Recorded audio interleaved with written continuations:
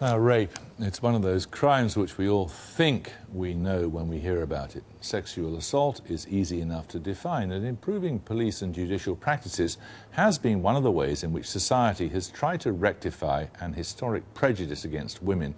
But suddenly, increasing numbers of us are apparently finding it harder to explain precisely what rape is, or increasing numbers of us are making excuses for male violence. Not everybody needs to be asked. If it's a legitimate rape, the female body has ways to try to sexual insertion with coercion or without consent. Once upon a time, no meant no. Now both left and right hear tones of ambiguity. Allegations of sexual assault and rape against Julian Assange have fueled the debate. Not everybody needs to be asked prior to each insertion. Some people believe that when you go to bed with somebody, take off your clothes and have sex with them and then fall asleep, you're already in the sex game with them. The Respect MP George Galloway has refused to apologise, insisting the allegations against Assange weren't rape as most people understood it. Across the Atlantic, a right-wing congressman used what he thought was biology to redefine the offence. If it's a legitimate rape, the female body has ways to try to shut that whole thing down. But let's assume that maybe that didn't work or something. Even feminists are divided. The writer Naomi was quick to pick holes in the Assange case, claiming it to be a politically motivated witch hunt, despite him refusing to face questioning in Sweden. Wolf also argues that his accusers should be denied anonymity. So can there be times when no doesn't mean no? And why has the definition of rape suddenly become so contentious? Okay, with us now is the feminist writer Naomi Wolf, author of The Beauty Myth and soon-to-be-released Vagina, a new biography. Why is this suddenly becoming so talked about as an issue? Sexual assault? Yeah. Well, obviously there are some high-profile cases, but it's clear that, and now I understand this better, that when women make tremendous strides forward, rape and discourse about rape is used to undermine them, call them into question. But you've got two separate issues here, it seems to me. You know, your video introduced the Assange case, and just for the record, I'm not saying that those women should be quote-unquote unmasked. I'm saying that it serves rapists to have rape prosecutions be prosecuted under the cover of anonymity altogether, because it gives impunity to prosecutors. Let me give you some statistics. Well, yeah, the law was changed in this country, I mean, 1970-something or other, in order that women would feel more comfortable. Exactly, and it's wonderful motivations, but the upshot is in Britain only 6% of reported rapes, which is a small fraction of all rapes, ever get convicted. And so, but that's what I really want to stress. Are you expecting women to be willing to testify in open court with their full identity disclosed in a case which may or may not be successful? I mean, this isn't what I came here to talk about, but I do think, like many feminists, that rape shouldn't be stigmatized differently from any kind of assault.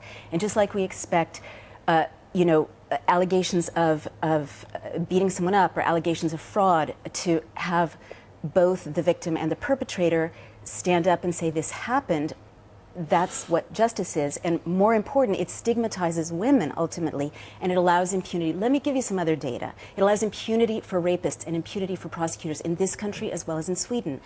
The reason I know that there is something very corrupt about the prosecution of the Assange case, and I'm not talking about the women right now, we just don't know enough, is that it is so profoundly different from, and I've worked with rape victims for many, many years, from the way rape is prosecuted for any other victim in Sweden. Right now in Sweden, Sweden has the highest rape rate in Europe, the lowest prosecution rate. Amnesty International says Swedish rapists enjoy impunity. Right now there are 600 women in Sweden waiting for shelter from vicious assailants when their lives and their children's lives may be at risk. There's not enough room for them.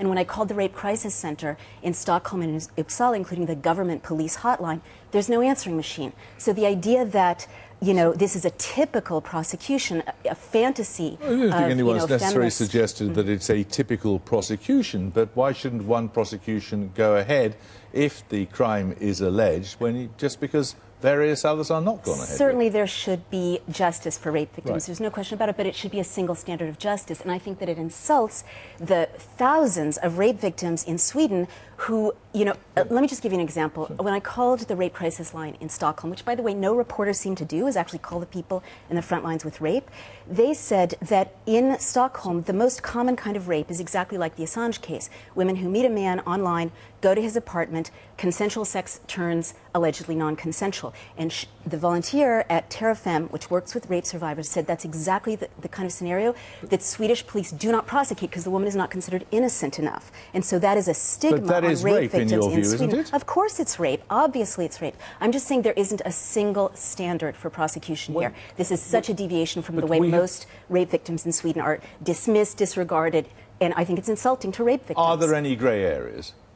I mean, no. When George Galloway says, if you get into bed with someone and have sex with them, and you wake up next morning and that person is having sex with you or attempting to have sex with you without you having said yes, is that rape? Well, at that point, ideally, if you're not fearful or frightened of violence, you say no, and then there's a clear communication. If there That's has the law. been no explicit communication, is it rape? The law is that you need to get consent. I mean, that's just the law, that you need to either know that you don't have consent for it to be rape, or else, you know, there has to be a broken social contract. That's the law. The law is that you need to know that you've got active consent. So there is no ambiguity in your mind about this? This situation? Yeah. About what? There is no ambiguity. Rape is rape. Yeah, look, it is very important for women and men who feel like they're being assaulted to express that they have a lack of consent, absolutely categorically. You know, and I think that's critical. But can I just pivot to something more important? Because we could spend all day long talking about gray areas, you know, in any human situation. More important is why are women being raped, okay, and why does society disregard it so much? And I actually know the answer now, which I didn't used to know before I did the research in my book, which has a chapter on rape, which goes right to this question. It turns out there's a lot of new cutting-edge data, which is quite astonishing, on what the vagina does and what it's for. And it turns out that it's not just a sex organ, we all knew that, but that there's actually a brain-vagina connection, which more and more neuroscience is documenting. It's one system, one neural system. And so what happens to the vagina happens to the brain. So on a positive note, when a woman is well treated sexually, when she's respected sexually, when she knows about her body, wait, Jeremy, I'm going somewhere important. Yeah, go on. Yeah. It boosts dopamine, opioids, and oxytocin in her brain, which lead to confidence, self-knowledge, motivation, focus, goal orientation, sense of connection, creativity. But on the dark side, this explains so much misogyny, so much sexual assault. When you traumatize a woman's vagina in new ways that have been undocumented previously, until the last few years, you are traumatizing her brain, even if there's no violence. So we saw earlier legitimate rape, right? Neanderthals think of legitimate rape as rape in which there's violence or there's the threat of violence. But this new neuroscience shows that any rape, which always involves fear, is traumatic to a woman's brain and body for years. You know, lasting harm, changes the autonomic nervous system, constellations of symptoms that seem unrelated to the original rape. Naomi Wolf, thank you very much. Thank you.